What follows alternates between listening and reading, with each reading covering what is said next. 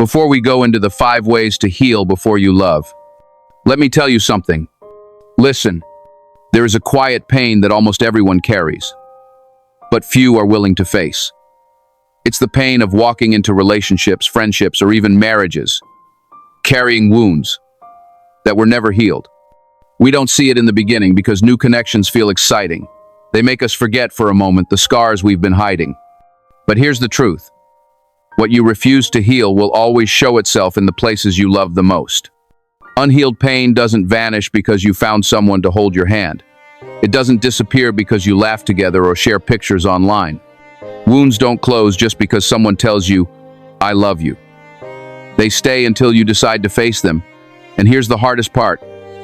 Love cannot fix what you refuse to confront. I want you to pause right now and ask yourself a question, one we often avoid. Am I loving from a healed heart, or am I loving from my wounds? That question will change your life. Because a healed heart and a broken heart don't give the same kind of love. A healed heart gives freely without fear of loss. A broken heart clings because it's terrified of being abandoned again. A healed heart sees people as they are. A broken heart sees through the lens of pain and past betrayal. Until you heal, every connection you enter will be colored by old wounds. You'll mistake silence for rejection. You'll take correction as criticism. You'll confuse distance for abandonment. Not because the other person is wrong, but because your pain is louder than their love. Now, let's dive into the 5 ways to heal before you love. 1. The weight we bring. Every person carries invisible luggage into their relationships. Childhood experiences that shaped our beliefs. Words that cut us so deep we learn to smile to hide the scar. Parents who were present but never emotionally available. Lovers who promised forever but left without goodbye. These things don't disappear when you meet someone new. They live inside you until you decide to unpack them. Think about it. Have you ever wondered why it's so hard to fully trust, even when someone has never hurt you? Why compliments feel uncomfortable, as if you don't deserve them? That's not just insecurity, that's unprocessed pain speaking. It's the little girl who was never affirmed. It's the little boy who learned that love is earned through performance. We carry these beliefs into adulthood, and they shape how we connect. We build walls and call them standards. We test love to see if it's real, not knowing we're pushing it away. We demand perfection because deep down we believe the slightest mistake means abandonment. That's the weight unhealed pain brings. Healing doesn't mean forgetting. It doesn't mean pretending it never hurt. Healing means finally looking at the wound and saying, "You happened to me, but you will not control me anymore." 2. Love isn't a bandage. Many people fall into the trap of using relationships as medicine. We meet someone who makes us feel alive again, and we think, finally, I'm healed. But love is not a bandage. Love was never designed to cover up what's broken, it was meant to nurture what's whole. When you skip the healing stage and make another human responsible for fixing what you refuse to face, you put a weight on them they cannot carry. They will try, but every time they fall short, you'll feel abandoned again. Every argument will feel like a wound reopening. Every moment of silence will sound like rejection. Not because they don't love you, but because you haven't loved yourself enough to heal. Love should be a safe place, not a battlefield. But when 2 broken people come together without awareness, every interaction becomes survival. You're not loving each other. You're trying to rescue each other while drowning. 3. Facing the mirror. Healing requires courage because it asks you to look in the mirror and see the truth. It asks you to revisit the nights you cried in silence. It asks you to admit that the betrayal broke you more than you let on. It asks you to forgive people who never apologized, and sometimes to forgive yourself for staying too long in places that damaged you. Most people run from this process because it hurts. It's easier to keep busy than to sit with your own heart. But avoiding the mirror doesn't make the wound go away. It just makes it deeper. Healing begins when you stop running and stand still long enough to feel. And here's the beauty. Once you face the pain, it loses its power. Once you say, "Yes, this hurt me, but I refuse to live broken," You take your life back. You stop letting old wounds write new chapters. You stop sabotaging relationships because deep down, you finally believe you are worthy of love. 4. Healing protects what you love. Healing isn't just about you, it's about the people you love now and the ones who will come after. A healed heart knows how to love without fear. 5. The journey never ends. Healing is not a box you check off once and move on from.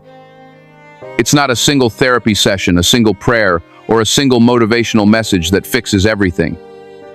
Healing is a lifetime commitment to yourself. It's waking up every day and choosing not to live under the weight of yesterday's pain. You will have days when you feel like you've arrived, when you feel whole, when you say, "Finally, I am healed." And then one conversation, one memory, one unexpected moment will brush against an old wound, and you will realize there are still layers left. Don't see that as failure. That's not you going backward. That's life inviting you to go deeper. Healing is like peeling an onion. Every layer reveals another. Sometimes you think you've reached the core, and then life says, no, there's more. And it's not because you are broken beyond repair, it's because you are a complex being with a deep heart. Every chapter of your life brings new opportunities to heal in ways you couldn't before. Some people think healing means never being triggered again, but true healing means you might still feel the trigger, yet you respond differently. Where you used to run, now you stand. Where you used to lash out, now you breathe. Where you used to bleed on others, now you pause and hold your own heart with kindness. That's growth. That's power. That's healing at work. There's a reason why some of the strongest, most peaceful people you'll ever meet are not the ones who avoided pain, but the ones who faced it and kept facing it. They didn't heal once they keep healing. They decided that their story will not be written by old wounds, but by new strength. You might ask, how long will this take? And the answer is, as long as you are alive, because life will keep presenting you with new layers to uncover and new parts of your heart to restore. Every relationship you enter will show you something different about yourself. Every dream you pursue will reveal another piece of you that needs courage, forgiveness, or release. Healing is not a destination, it's the road itself. But here is the beautiful truth. The more you walk this road, the lighter it becomes. What used to break you will barely shake you. What used to make you cry for weeks will teach you wisdom instead of pain. You will learn to see your scars, not as reminders of hurt, but as proof that you survived what was meant to destroy you. And in this journey, you will discover something powerful. Healing doesn't just change you, it changes everyone who touches your life. A healed parent raises secure children. A healed partner loves without fear. A healed friend becomes a safe place for others. Your healing is not just for you. It's a ripple effect that can transform generations. So don't rush the journey. Don't shame yourself for needing time. Don't compare your pace to someone else's baluses. Some wounds take longer because they cut deeper. Some lessons take time because they are meant to shape you slowly. Allow the process. Trust the unfolding. And every time you peel another layer, celebrate not because you are done, but because you are becoming. The journey never ends, but neither does the beauty of what you will find along the way. A stronger you, a freer you, a more loving you. That's the gift of healing, not perfection, but transformation. So keep walking, keep peeling, keep becoming, because every step you take toward healing is a step toward the life and love you deserve. And when you finally connect with others from that healed place, you'll realize why the journey was worth every single tear, every pause, every prayer, and every moment of courage. Finally, before you connect, pause.